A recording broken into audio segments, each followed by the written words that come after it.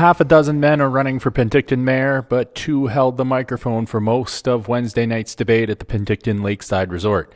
Incumbent Mayor Andrew Jacobite and entrepreneur Jason Cox traded barbs, questions, and rebuttals frequently during the 2-hour event attended by well over 400 people.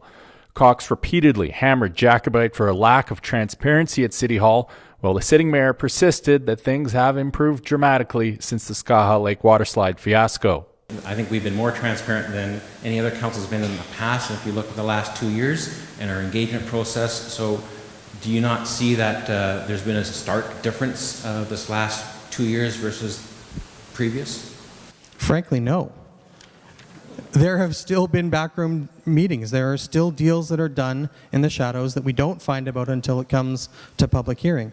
Public safety in downtown vagrancy was a dominating topic, leading Jacobite to put some distance between himself and his own chief of police, stating he wished they would do more downtown.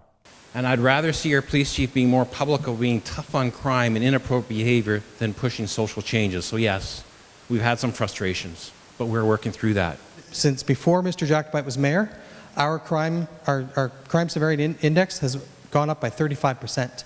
Don't compare us to other communities. Compare us to before Mr. Jacobite and since Mr. Jacobite. But that's when they started taking action, is when city property started being destroyed. And it was the bathrooms and sort of other buildings.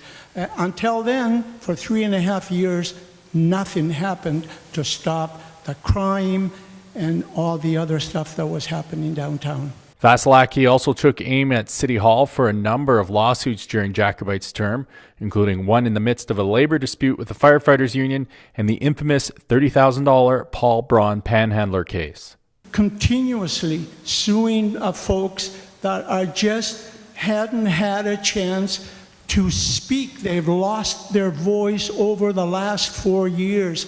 With his one question of the night for another candidate, movie theater manager James Blake opted to ask Duca Lorio this. The problem we have is we put people in prison, they spend a lot of time in prison, they come out and they're labeled and they struggle to get back into society, and you're brave enough to run for mayor. And I just want to say, how did you find that strength? In response to questions from the media panel, Lorio maintained that his sex crime conviction from the 90s is ancient history and should not impact his job as mayor. Thursday, we'll see council candidates take the stage. The action kicks off at 7. For Castanet in Penticton, I'm Colin Dacre.